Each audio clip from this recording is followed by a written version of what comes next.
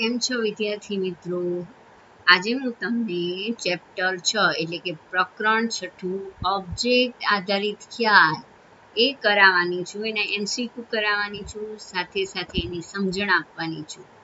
જો તમે સમજી ગયા આખું ચેપ્ટર શેના વિશે છે તો ડેફિનેટલી તમે 8 માર્ક્સ મેળવી શકશો, બરાબર ને?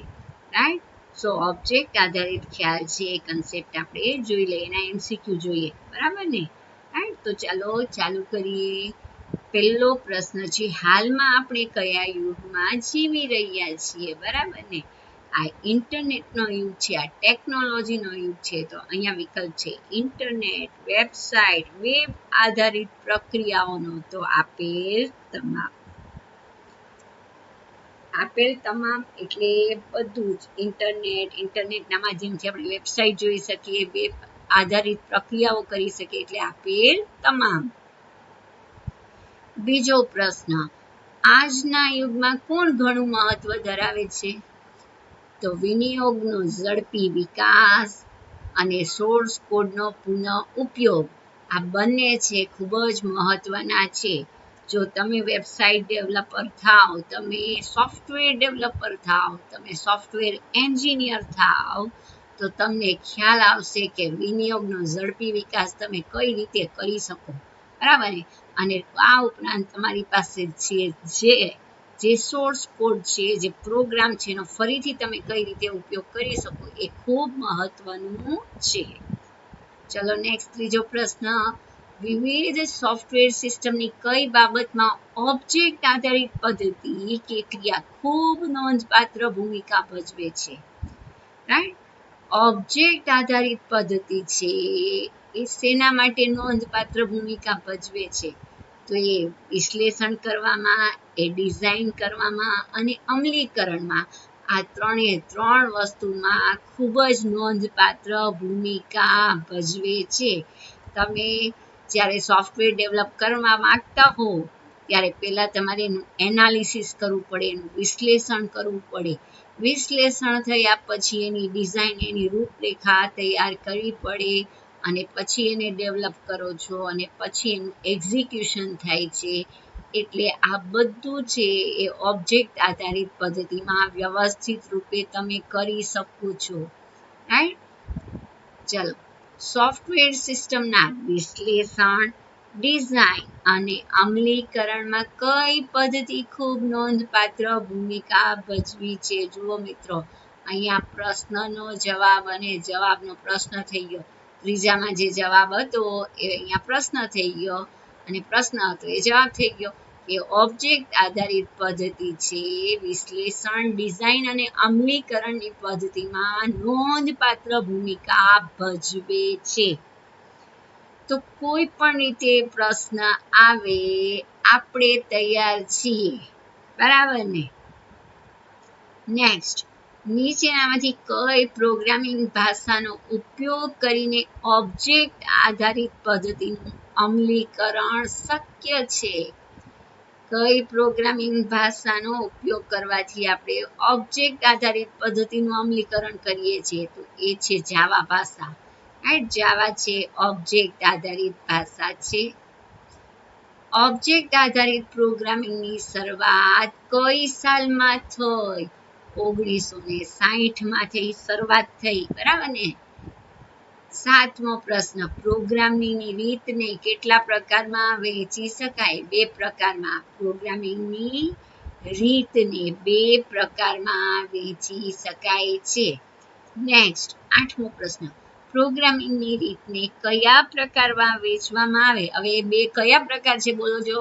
તો એક તો માઇન્ડમાં આવી જ જાય, આપણે થ્રુ આઉટ ભણ્યા 6થા ચેપ્ટરથી 11મા ચેપ્ટર સુધી. જાવા એ ઓબ્જેક્ટ આધારિત ભાષા છે. રાઈટ. તો પહેલું છે ઓબ્જેક્ટ આધારિત પ્રોગ્રામિંગ, અને બીજું કયું? પ્રક્રિયાગત programming, structure procedural programming. Right. object oriented programming and structure or procedural programming. Clear? આ બંને છે પ્રોગ્રામિંગની 2 રીત છે, પણ આપણે તો એક જ ભણવાની છે. એ છે ઓબ્જેક્ટ ઓરિએન્ટેડ પ્રોગ્રામિંગ, OOP. 9મો પ્રશ્ન, નીચેનામાંથી કયા પ્રકારના પ્રોગ્રામિંગમાં કેન્દ્ર બિંદુ ડેટા ઉપરની કાર્યપ્રણાલી તેમજ પ્રક્રિયાઓ લખવામાં જ કેન્દ્રિત રહે છે? રાઈટ, તો એના નામ પ્રમાણે શેના ઉપર કેન્દ્ર છે? કાર્ય બિંદુ કેના ઉપર હોય? પ્રક્રિયાઓ લખવામાં, પ્રોસિજરમાં જ, પ્રણાલીમાં, ફંક્શનાલિટીમાં હોય તો એ કહેવાય પ્રક્રિયાગત પ્રોગ્રામિંગ. બરાબર ને? રાઈટ, જેમાં કેન્દ્ર બિંદુ શું છે? ફંક્શનાલિટી, પ્રોસિજર્સ, એટલે એ કહેવાય પ્રક્રિયાગત પ્રોગ્રામિંગ. 10મો પ્રશ્ન, નીચેનામાંથી કયા પ્રકારના પ્રોગ્રામિંગના ઓબ્જેક્ટ વસ્તુ એ કેન્દ્ર બિંદુ ઉપર હોય છે? રાઈટ, સો ઓબ્જેક્ટ કે વસ્તુ એ કેન્દ્ર બિંદુ આવે એટલે જવાબ આવે ઓબ્જેક્ટ આધારિત પ્રોગ્રામિંગ. ક્લિયર? ઓબ્જેક્ટ એક સાથે શું ધરાવે છે? ચલો બોલો. ઓબ્જેક્ટ છે એક સાથે ડેટા અને ફંક્શનાલિટી એટલે કે ક્રિયાત્મકતા, આ બંને ધરાવે છે. કોઈ પણ ઓબ્જેક્ટ હોય એને ડેટા હોય, એને કાર્ય ફંક્શનાલિટી હોય, ક્રિયાત્મકતા હોય છે, એટલે બંને ધરાવે ઓબ્જેક્ટ. 12મો પ્રશ્ન, સોફ્ટવેર સિસ્ટમની કઈ બાબતમાં ઓબ્જેક્ટ આધારિત પદ્ધતિ ઘણી નોંધપાત્ર ભૂમિકા ભજવે છે? ઓબ્જેક્ટ આધારિત પદ્ધતિ કેવા? તો આપણે આગળ જોયું જ છે, વિશ્લેષણ, ડિઝાઇન, અમલીકરણ માટે, તમામ માટે આ પદ્ધતિ છે ઓબ્જેક્ટ આધારિત પદ્ધતિ નોંધપાત્ર ભૂમિકા ભજવે છે. 13મો પ્રશ્ન, ઓબ્જેક્ટ આધારિત પ્રોગ્રામિંગમાં કોણ કેન્દ્ર બિંદુ હોય? એના નામ પ્રમાણે ઓબ્જેક્ટ આધારિત છે એટલે ઓબ્જેક્ટ. નેક્સ્ટ, ઓબ્જેક્ટ આધારિત પ્રોગ્રામિંગમાં કોનો સમાવેશ થયેલો હોય છે? તો ડેટા અને ક્રિયાત્મકતા એટલે કે ફંક્શનાલિટી, આ બંનેનો સમાવેશ થાય છે. 15મો પ્રશ્ન, સોફ્ટવેર બનાવવાની ઝડપમાં ક્યારે વધારો કરી શકાય? તો હયાત કોડનો ફરી ઉપયોગ કરીને અને હયાત કોડને સુધારીને ઉપયોગ કરવાથી આ બંને રીતે આપણે સોફ્ટવેરને જલ્દી બનાવી શકીએ છીએ. 16મો પ્રશ્ન, ઓબ્જેક્ટ આધારિત પ્રોગ્રામિંગમાં કોને પાયાના એકમ તરીકે ગણવામાં આવે? તો ઓબ્જેક્ટ એ પાયાનું એકમ હોય છે. એક સમાન ઓબ્જેક્ટનું કયા ખ્યાલમાં વર્ગીકરણ કરવામાં આવે? આ પ્રશ્ન વારંવાર બોર્ડમાં પૂછાયેલો છે. એક સમાન ઓબ્જેક્ટનું ક્લાસના ખ્યાલમાં વર્ગીકરણ કરવામાં આવે છે. કયા ક્લાસમાં? એક સમાન ઓબ્જેક્ટનું ટેમ્પલેટ, બ્લુપ્રિન્ટ એટલે ક્લાસ. 18મો પ્રશ્ન, ઓબ્જેક્ટ આધારિત ભાષા મુખ્ય કેટલા ગુણધર્મો પૂરા પાડે છે? ખૂબ જ અગત્યના જે આપણે ભણવાના છે કે આ ઓબ્જેક્ટ આધારિત ભાષા કોઈ પણ હોય, કે જાવા હોય, સી પ્લસ પ્લસ હોય, પીએચપી હોય, બરાબર ને, પણ એ 4 ગુણધર્મો ધરાવે. બરાબર ને? આ 4 ગુણધર્મો કયા હશે? બરાબર ને, આપણે જોવાના છે. તો નેક્સ્ટ પ્રશ્નમાં ઓબ્જેક્ટ આધારિત ભાષા કયા ગુણધર્મો ધરાવે છે? તો પહેલું છે એબ્સ્ટ્રેક્શન, ઇનકેપ્સ્યુલેશન, પોલિમોર્ફિઝમ અને ઇનહેરિટન્સ. આ 4 ગુણધર્મો કોઈ પણ ઓબ્જેક્ટ આધારિત ભાષા ધરાવે છે. રાઈટ, એબ્સ્ટ્રેક્શન, ઇનકેપ્સ્યુલેશન, પોલિમોર્ફિઝમ અને ઇનહેરિટન્સ. પછીનો પ્રશ્ન, વાસ્તવિક વિશ્વમાં દુનિયા જે વસ્તુઓ વડે બનેલી છે તે વસ્તુને શું કહેવાય? આ બધી વસ્તુ, તમે, હું, તમારી સામે જે રૂમ છે, રૂમમાં જે બારી છે, જે બારણું છે, બધું શું કહેવાય? ઓબ્જેક્ટ કહેવાય. બરાબર ને? રાઈટ, આ બધી વસ્તુઓ તો છે ભૌતિક સ્વરૂપે છે, પણ ઘણી વસ્તુઓ છે અભૌતિક સ્વરૂપે, એબ્સ્ટ્રેક્ટ સ્વરૂપે હોય, તો એ શું હશે? જેમ કે ડેટ છે, ટાઈમ છે, બરાબર ને, એબ્સ્ટ્રેક્ટ સ્વરૂપે છે છતાં એ ઓબ્જેક્ટ છે. ઓબ્જેક્ટ મુખ્યત્વે કેટલા સ્વરૂપમાં અસ્તિત્વ ધરાવે? 2 સ્વરૂપમાં. બરાબર ને? એક ભૌતિક અને એક અમૂર્ત. 2 સ્વરૂપે હોય. ઓબ્જેક્ટ કયા સ્વરૂપમાં અસ્તિત્વ ધરાવે? એટલે ભૌતિક અને એબ્સ્ટ્રેક્ટ સ્વરૂપ, બંને સ્વરૂપે. ઓબ્જેક્ટ આધારિત પરિભાષામાં વિવિધ લક્ષણોને કયા નામે ઓળખવામાં આવે? પ્રોપર્ટી કે એટ્રીબ્યુટ અથવા ગુણધર્મ કે સંબંધિત ગુણધર્મ. આપણે જે કોઈ પણ ઓબ્જેક્ટ છે એની વિવિધ લાક્ષણિકતા હોય. રાઈટ, જેમ કે આપણે માણસ છીએ તો માણસની કેટલી લાક્ષણિકતા હોય? માણસને 2 હાથ હોય, 2 પગ હોય, 2 આંખ હોય, બરાબર ને?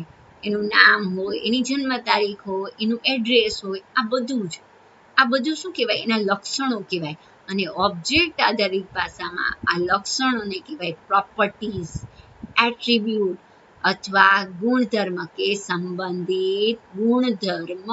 તો ખ્યાલ આવી ગયો? લાક્ષણિકતા એટલે જ પ્રોપર્ટી, એટલે જ એટ્રીબ્યુટ, એટલે જ ગુણધર્મ કે સંબંધિત ગુણધર્મ. 24મો પ્રશ્ન, એક વ્યક્તિને બીજી વ્યક્તિથી અલગ પાડવા માટે કઈ કિંમતનો ઉપયોગ થાય છે? શેનો ઉપયોગ થાય?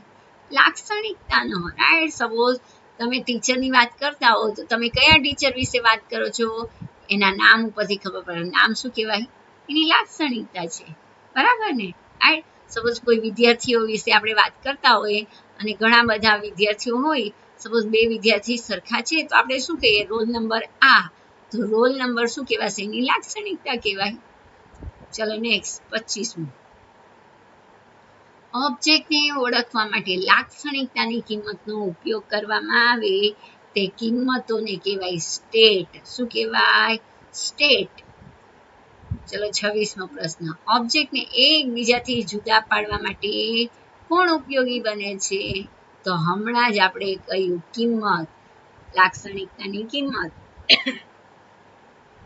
જેને આપણે કહીએ સ્ટેટ. ઓબ્જેક્ટ આધારિત પરિભાષામાં વિવિધ લક્ષણોને કયા નામે? તો હમણાં જ જોયું પ્રોપર્ટી કે એટ્રીબ્યુટ, ગુણધર્મ કે સંબંધિત ગુણધર્મ. ઓબ્જેક્ટ સાથે કોણ સંકળાયેલ હોય છે? તો ઓબ્જેક્ટ સાથે એનું બિહેવિયર સંકળાયેલ હોય છે. નીચેનામાંથી કઈ બાબત બિહેવિયરને વ્યાખ્યાયિત કરે છે?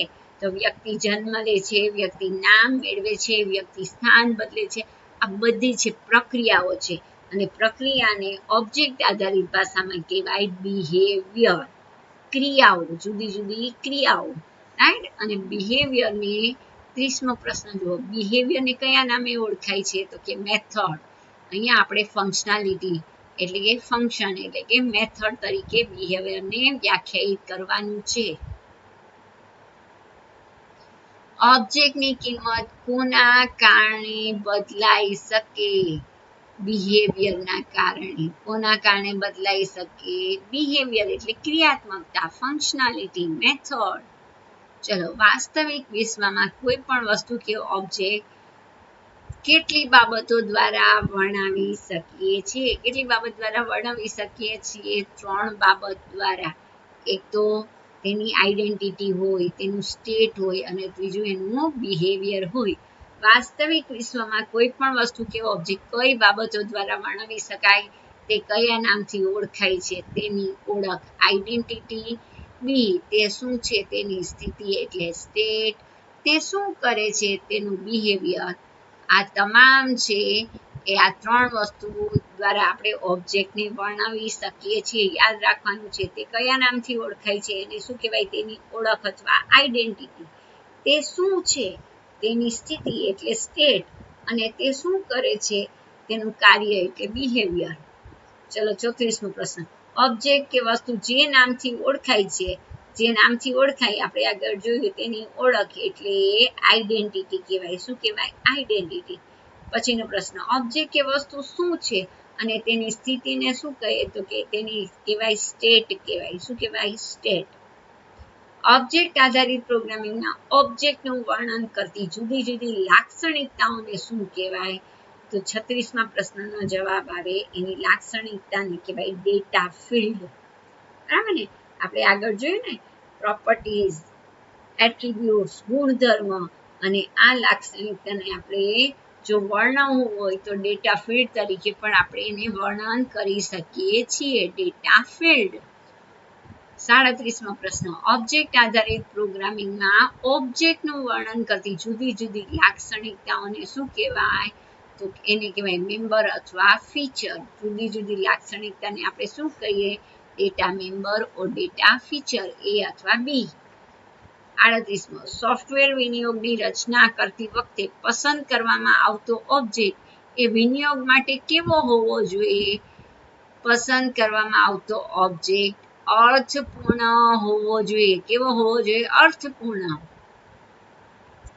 ઓબ્જેક્ટ આધારિત પ્રોગ્રામિંગમાં ઓબ્જેક્ટનું વર્ણન કરતી જુદી જુદી લાક્ષણિકતાઓને કહેવાય ડેટા ફિલ્ડ. ઓબ્જેક્ટની કઈ બાબત એક સરખી હોય છે, રાઈટ? સરખી કેવી હોય ઓબ્જેક્ટની બાબત?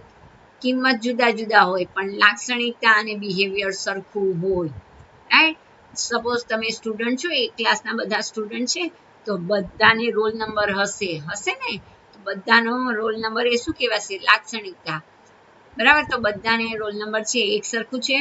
બિહેવિયર, બધાએ પરીક્ષા આપી તો બધાનું પરિણામ આવ્યું હશે, બરાબર ને? રાઈટ? તો આ બધાનું બધું સરખું હોય. બદલાય શું?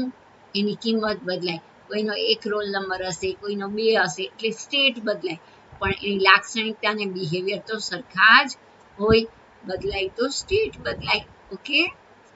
41. ઓબ્જેક્ટ કઈ બાબતે એકબીજાથી જુદા પડે છે? તો હમણાં જ મેં કીધું કે બધાને રોલ નંબર તો છે જ. રોલ નંબર સ્ટુડન્ટ તરીકે તમે બધા વિદ્યાર્થીને શું આપવામાં આવે છે? રોલ નંબર આપવામાં. રોલ નંબર શું કહેશો? લાક્ષણિકતા. તો બધાનો રોલ નંબર છે, બધાનો છે એટલે એક સમાન છે, પણ એ કઈ રીતે આપણે એને આઈડેન્ટિફાઈ કરશી? તો કે roll number 1, roll number 5, roll number 10, આ રીતે. તો 1, 5, 10 એ શું કહેવાય? એની કિંમત કહેવાય.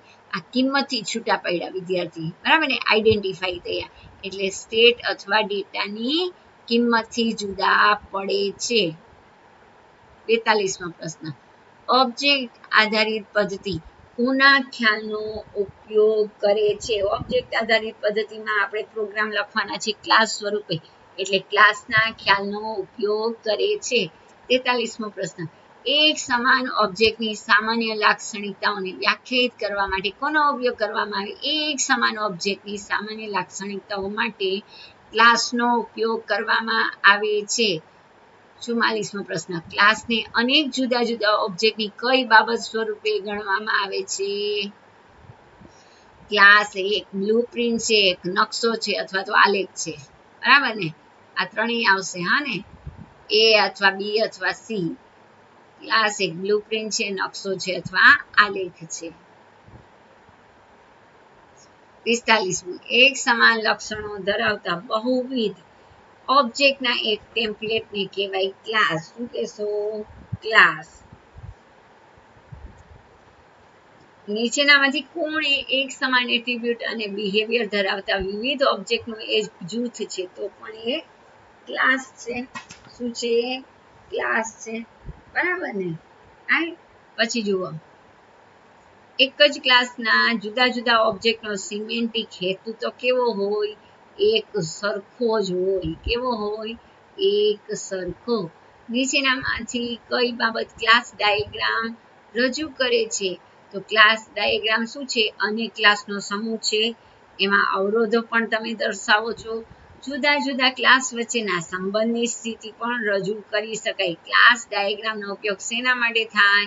અનેક ક્લાસને દર્શાવવા માટે, એના અવરોધો દર્શાવવા માટે અને જુદા જુદા ક્લાસ વચ્ચેના સંબંધની સ્થિતિ રજૂ કરવા માટે આપણે ક્લાસ ડાયાગ્રામનો ઉપયોગ કરીએ. એટલે આપેલ તમામ નીચેનામાંથી કોનો ઉપયોગ ઓબ્જેક્ટ આધારિત સોફ્ટવેરની પ્રતિકૃતિ એટલે કે મોડેલ તૈયાર કરવા માટે કરી શકાય?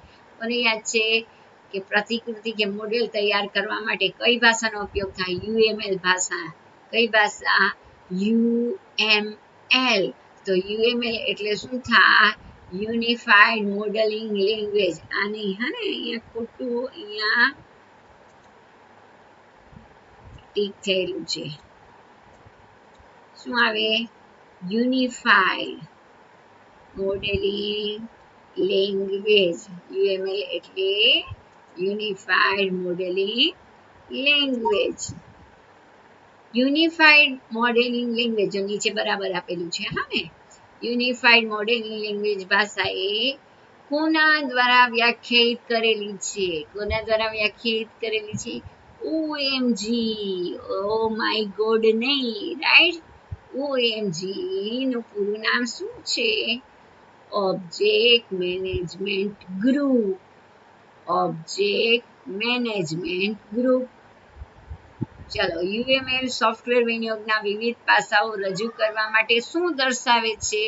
તો કે નામ નિર્દેશવાળી અનેક આકૃતિઓ, નામ નિર્દેશવાળી અનેક આકૃતિઓ.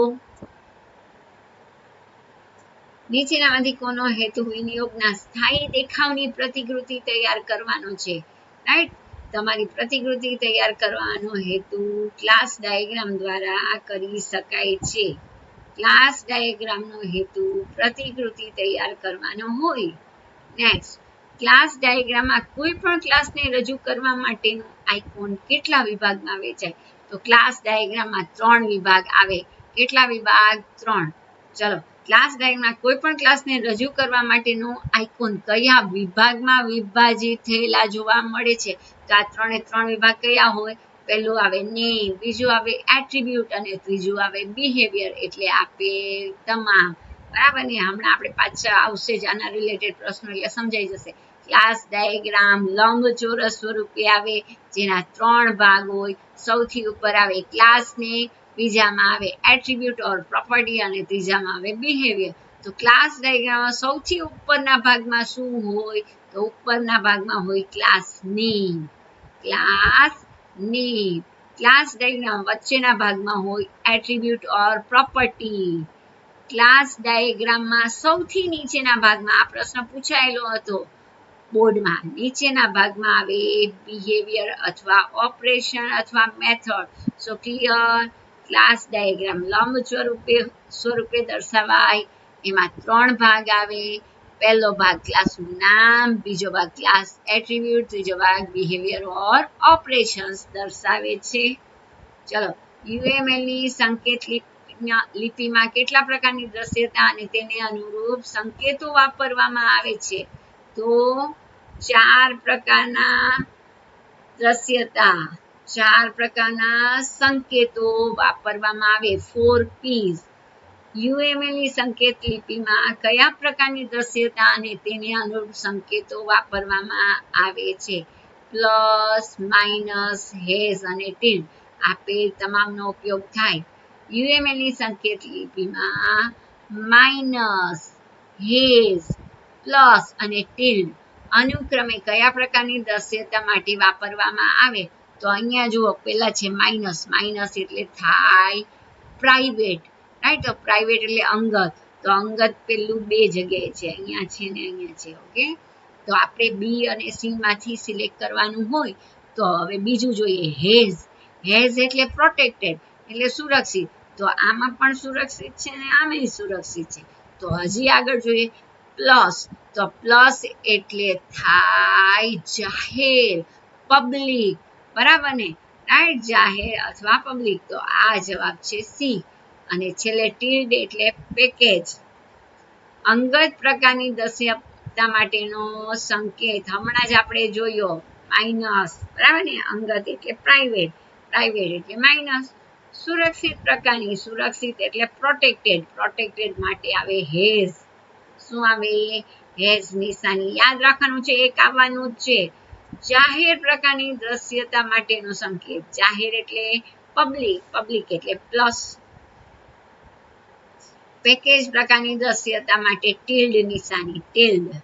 રાઈટ, તો ચાલો યાદ રાખ્યા. Private, public, protected and package. Private માટે માઇનસ અને પબ્લિક માટે પ્લસ. પ્રોટેક્ટેડ માટે હેઝ અને પેકેજ માટે ટિલ્ડ. સામાન્ય રીતે એટ્રીબ્યુટ કોનો નિર્દેશ કરે છે? હવે અહીંયા એટ્રીબ્યુટ એટલે ચલ. બરાબર ને? રાઈટ, ધારો કે હું કહું કે રોલ નંબર તમારો એટ્રીબ્યુટ છે, તો હું જો કોઈ સોફ્ટવેર બનાવું તો આ એટ્રીબ્યુટને કહેવાશે ચલ. મારે સ્ટુડન્ટ ડેટા માટેનો એક પ્રોગ્રામ બનાવવો છે કે એની માર્કશીટ તૈયાર થઈ જાય, તો પેલા રોલ નંબર એટ્રીબ્યુટ ડિક્લેર કરું, તો આ એટ્રીબ્યુટને અહીંયા કહેવાશે ચલ. યુએમએલની સંકેત લિપિમાં કોઈ બાબત ફરજિયાત છે? રાઈટ, તો ફરજિયાત બાબત હોય ને ઓલવેઝ પ્લેસ હોલ્ડરમાં હોય, અને જે મરજિયાત વિગત હોય ને એટલે કે વૈકલ્પિક બાબત એ ઓલવેઝ મોટા કાઉન્સ અથવા ચોરસ કાઉન્સમાં દર્શાવવામાં આવે. બરાબર ને? તો આ જે છે આ બંને કેવી છે? બી અને સી વૈકલ્પિક બાબત. આપણને પૂછ્યું છે ફરજિયાત, તો એટ્રીબ્યુટનું નામ ફરજિયાત આપવું જોઈએ. ચલો નેક્સ્ટ 69. UMLની સંકેત લિપિમાં કઈ બાબત વૈકલ્પિક છે? તો જે મોટા કૌંસમાં લખવામાં આવે, ચોરસ કૌંસમાં લખવામાં આવે એ વૈકલ્પિક છે. એટલે A અને B બંને વૈકલ્પિક છે. 70મો પ્રશ્ન. ઓબ્જેક્ટ આધારિત પ્રોગ્રામિંગમાં ડેટા અને કાર્ય ઘટકોને કેવા ઘટક તરીકે ગણવામાં આવે છે? ડેટા અને કાર્ય ઘટકો એક જ કહેવાય. કેવા કહેવાય? એક જ. 71મો. નીચેનામાંથી કઈ પદ્ધતિમાં ડેટા અને મેથડ વડે માહિતીની ગણતરી કરવામાં આવે તે સમયે પ્રોગ્રામના અન્ય ઘટકો વડે ડેટામાં ફેરફાર કે દુરુપયોગ સામે સુરક્ષિતતા આપવામાં આવે છે? ઓબ્જેક્ટ આધારિત ભાષાનો એક અગત્યનો ગુણધર્મ કે જે સુરક્ષિતતા આપે છે એને કહેવાય ઇનકેપ્સ્યુલેશન. શું કહેવાય? ઇનકેપ્સ્યુલેશન. જે પ્રકારની રચના દ્વારા ડેટા અને મેથડ સામે રક્ષણ પૂરું પાડવામાં આવે છે તેને કહેવાય ઇનકેપ્સ્યુલેશન. જો આપણે જેમ કેપ્સ્યુલ શબ્દ આવે ને, કેપ્સ્યુલમાં શું હોય? અંદર દવા છુપાયેલી હોય ને, લપેટાયેલી હોય. એમાં અહીંયા આપણો ડેટા ક્લાસ રૂપી રિંગ સ્વરૂપે છુપાયેલો હોય, હાઈડ થયેલો હોય. એટલે આ સગવડને કહેવાય ઇનકેપ્સ્યુલેશન. ડેટા હાઇડિંગ પ્રોવાઈડ કરે. ડેટા છુપાવે છે, સુરક્ષિતતા આપે છે. ડેટા ઇનકેપ્સ્યુલેશન કયા પ્રકારે ડેટાને સુરક્ષિત કરે છે? તો કે પ્રોગ્રામની બહારથી ડેટા મેળવવાનું અટકાવી શકાય છે. કોઈ પણ અન્ય વ્યક્તિ પ્રોગ્રામની બહાર ડેટા મેળવી શકશે નહીં. નીચેમાંથી કોણ ડેટાને સુરક્ષિતતા પૂરું પાડે છે? ઇનકેપ્સ્યુલેશન. 75મો પ્રશ્ન. ડેટા અને મેથડને લપેટીને એટલે કે વીંટીને બનાવેલા એકમને કયા નામે ઓળખાય? તો ક્લાસ. ક્લાસને કયા પ્રકારનો ઘોષિત કરીને તેને સુરક્ષિત કરવાની કામગીરી શક્ય બને છે? સુરક્ષિતતા આપવું હોય તો આપણે એને શું કરવું પડે? એને પ્રાઇવેટ ડિક્લેર કરવો પડે. ચલો આપણે પબ્લિક લખીએ છીએ ને, પણ જો તમારે ક્લાસ છે એને સુરક્ષિત કરવો છે, પ્રોટેક્ટ કરવો છે, તો એને અંગત રાખો. એને અંગત ડિક્લેર કરો, એને પ્રાઇવેટ ડિક્લેર કરો. ઇનકેપ્સ્યુલેશન કઈ ક્ષમતા પૂરી પાડે છે? ડેટાને છુપાવવાની. શેની? ડેટાને છુપાવવાની. ઓબ્જેક્ટની જરૂરી લાક્ષણિકતાઓને તેના અમલીકરણની વિગત સિવાયની માહિતી સ્વરૂપે રજૂ કરવાની પ્રક્રિયાને શું કહે છે? હવે આ ખાસ શબ્દ યાદ રાખવાનો. અમલીકરણ આવે શબ્દ એટલે આવે ડેટા એબ્સ્ટ્રેક્શન. શું આવશે? Data abstraction. જેમ કે તમે ઘરે આવો અને ટીવી ચાલુ હોય અને તમે શું કરો છો? તરત ચેનલ બદલાવી દો. આ ચેનલ કઈ રીતે બદલાય તમને ખબર નથી, તમને માત્ર રિમોટ ઓપરેટ કરતા આવડે છે. તો કઈ પ્રોસેસ થાય એ આપણને ખબર નથી, એટલે અમલીકરણની વિગત છુપાવે એ પ્રક્રિયા એટલે ડેટા એબ્સ્ટ્રેક્શન. ચલો નેક્સ્ટ. એબ્સ્ટ્રેક્શનને કઈ રીતે સમજી શકાય? આંટીઘૂંટી કે ગૂંચને છુપાવે છે. તે જે કાર્ય કરે તેને જણાવે છે. તે કાર્ય કઈ રીતે કરે છે તે જણાવતું નથી. બરાબર ને? એટલે આપેલ તમામ. નેક્સ્ટ. નીચેનામાંથી કયો વિકલ્પ ડેટા એબ્સ્ટ્રેક્શનનું ઉદાહરણ દર્શાવે છે? સી ભાષામાં આને કહેવાય એડીટી, એબ્સ્ટ્રેક્ટ ડેટા ટાઈપ્સ. બરાબર? સી અને C++માં. અને બીજું નામ છે એનું સ્ટ્રક્ચર. સી અને C++માં એડીટી એટલે એબ્સ્ટ્રેક્ટ ડેટા ટાઈપ અને સ્ટ્રક્ચર. જ્યારે C++ અને જાવામાં આપણે નામ આપીએ છીએ એને ક્લાસ. રાઈટ? તો આપેલ તમામ છે ડેટા એબ્સ્ટ્રેક્શનના ઉદાહરણ છે. 81. એડીટી એટલે એબ્સ્ટ્રેક્ટ ડેટા ટાઈપ. નીચેનામાંથી કોણ પ્રોગ્રામની બહારથી ડેટા મેળવવાનું અટકાવીને ડેટાને સુરક્ષિત કરે છે? એ છે ડેટા ઇનકેપ્સ્યુલેશન. 83મો પ્રશ્ન. નીચેમાંથી કોણ પ્રક્રિયાના અમલીકરણની માહિતી ગુપ્ત રાખીને ડેટાની રજૂઆત માટે ડેટાને સુરક્ષિતતા આપે છે? અમલીકરણની માહિતી હોય એટલે ડેટા એબ્સ્ટ્રેક્શન. જ્યારે બે ક્લાસ વચ્ચે પૂર્ણ અથવા આંશિક સંબંધની સ્થિતિ હોય ત્યારે એને કહેવાય કમ્પોઝિશન અથવા એગ્રીગેશન. 85મો પ્રશ્ન, એગ્રીગેશન કે કમ્પોઝિશનમાં બે ક્લાસ વચ્ચે યા તો પૂર્ણ સંબંધ હશે યા તો આંશિક સંબંધ હશે. એગ્રીગેશન કે કમ્પોઝિશન એ બે ક્લાસ વચ્ચેનો કયા પ્રકારનો સંબંધ હોઈ શકે? જો એ કમ્પોઝિશન હોય તો એક્સક્લુઝિવ અને એગ્રીગેશન હોય તો ભિન્ન પ્રકારનો નોન એક્સક્લુઝિવ કહેવાય. નીચેનામાંથી શેમાં કોઈ ક્લાસ કે જે ઓનર ક્લાસનો એક ભાગ હોય છે અને તે સ્વતંત્ર અસ્તિત્વ ધરાવે છે તેને કહેવાય એગ્રીગેશન. શું કહેવાય? એગ્રીગેશન. સ્વતંત્ર અસ્તિત્વ ધરાવે. પ્રશ્નમાં આવે તો તમારો જવાબ હોવો જોઈએ એગ્રીગેશન. ચલો 88મો પ્રશ્ન, એગ્રીગેશનમાં આંશિક ક્લાસ ઓબ્જેક્ટનો કાર્યકાર ઓનર ક્લાસથી નક્કી થાય છે. આ વિધાન યોગ્ય છે કે નહીં? બોલો જો. તો હમણાં જ આપણે જોયું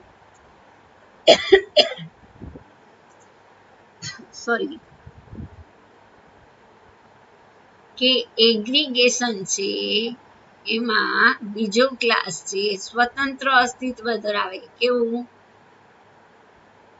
સ્વતંત્ર. તો અહીંયા આ સ્વતંત્ર અસ્તિત્વ ધરાવતું હોવાથી ઓનર ક્લાસથી એનું કાર્યકાળ સમાપ્ત થશે નહીં, એટલે આ વિધાન ખોટું છે. એગ્રીગેશનનો સંબંધ કયા ચિહ્ન વડે? ખાલી હીરાના ચિહ્ન વડે દર્શાવવામાં આવે.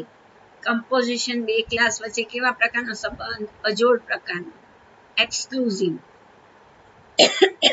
કમ્પોઝિશન કયા પ્રકારનું એગ્રીગેશન છે?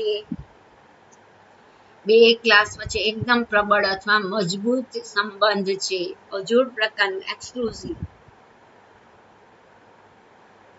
નીચેનામાંથી શેમાં આંશિક ક્લાસનો કાર્યકાર ઓનર ક્લાસના અસ્તિત્વ પર આધારિત હોય? એટલે આવે કમ્પોઝિશન.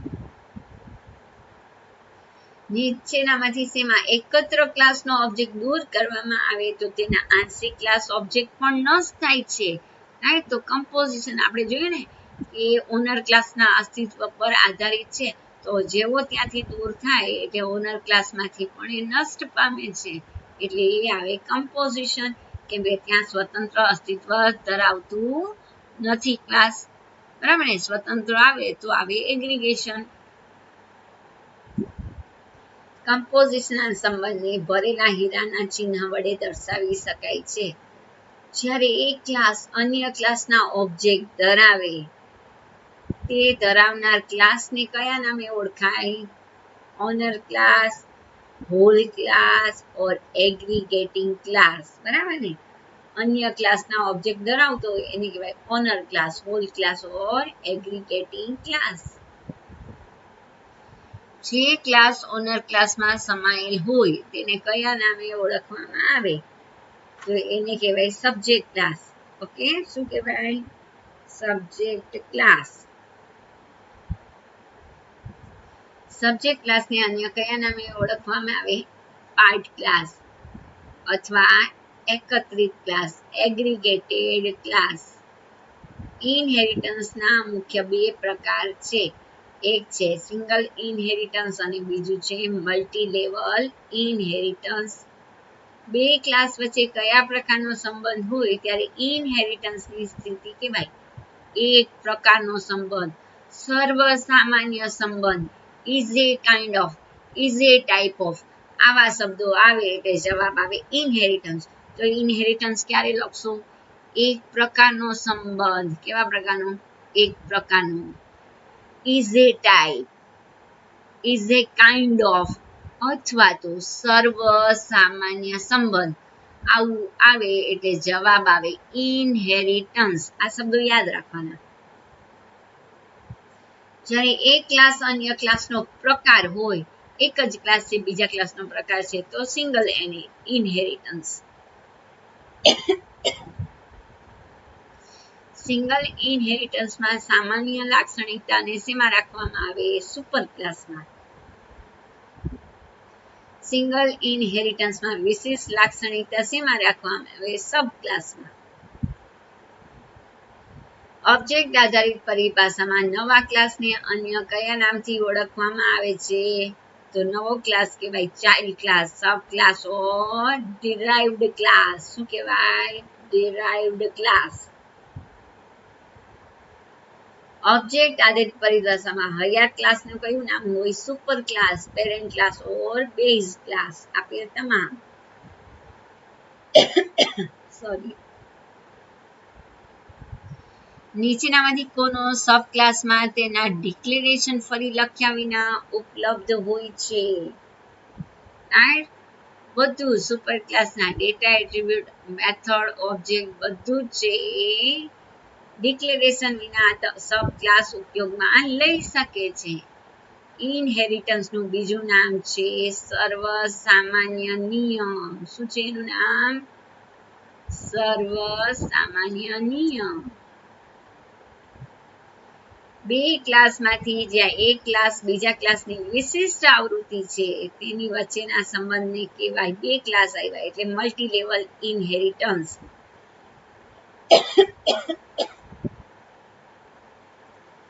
સુપર ક્લાસમાં કોને વ્યાખ્યાયિત કરી શકાય? એટ્રીબ્યુટ અને મેથડને. નીચેનામાંથી શેમાં ક્લાસ અન્ય ક્લાસમાંથી વારસામાં બનતો નથી પણ બીજા ક્લાસ વડે કમ્પોઝડ ઓફ એટલે કમ્પોઝિશન. ઇનહેરિટન્સમાં ક્લાસની ક્રિયાત્મકતા કયા પ્રકારે મેળવવામાં આવે? આપેલ તમામ ભેગી વાપરવા, પુનઃ ઉપયોગ કરવા, વારસામાં મેળવવા.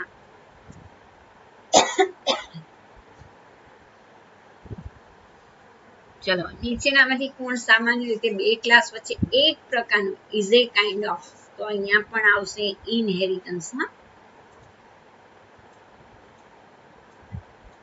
શું આવશે? ઇનહેરિટન્સ. ઓબ્જેક્ટ આધારિત પરિભાષામાં મેથડ બોલાવવાની ક્રિયાને કહેવાય મેસેજ. નીચેનામાંથી કોના કારણે બધી મેથડ કોનું નિયંત્રણ ઓબ્જેક્ટ દ્વારા થાય છે અને જે મેથડને ઓળખે છે? રાઈટ, તો ડેટા ઇન્કેપ્સ્યુલેશન.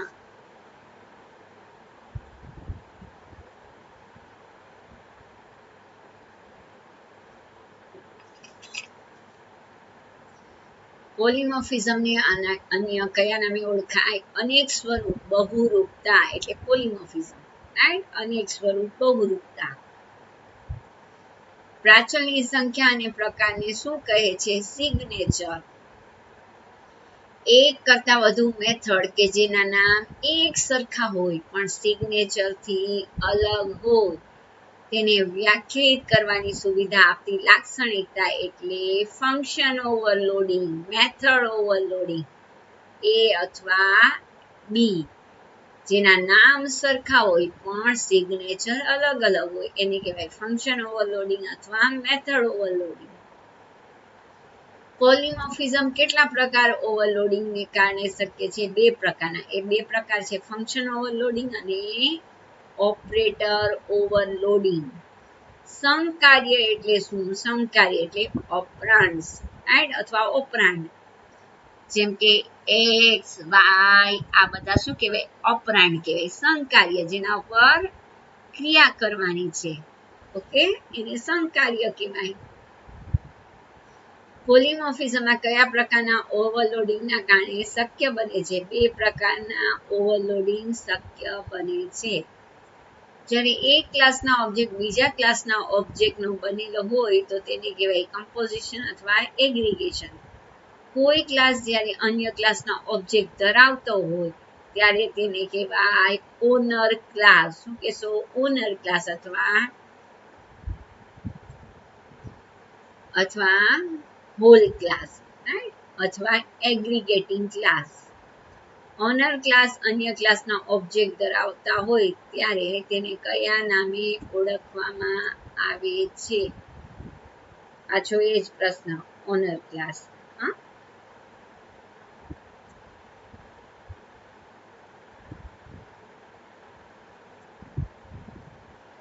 ઓબ્જેક્ટ આધારિત પદ્ધતિમાં કઈ વસ્તુનું કેન્દ્ર બિંદુ હોય છે?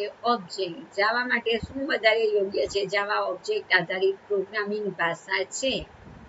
નીચે શું ઓબ્જેક્ટ એકબીજાથી જુદા પાડે છે? સ્ટેટ. સ્ટેટ એટલે કિંમત. એક સમાન ઓબ્જેક્ટના સામાન્ય સત્તાઓને વ્યાખ્યાયિત કરવા માટે નીચેનામાંથી શું વપરાય? ક્લાસ વપરાય. શું વપરાય? નીચેનામાંથી કયું દ્રશ્યતાનું ચિહ્ન નથી? તો આપણે જોયું ટિલ્ડ છે, હેઝ છે, માઇનસ છે, પણ મલ્ટિપ્લિકેશન નથી. ઇનકેપ્સ્યુલેશન વડે નીચેનામાંથી શું પૂરું પાડવામાં આવે છે? ડેટાની સુરક્ષિતતા.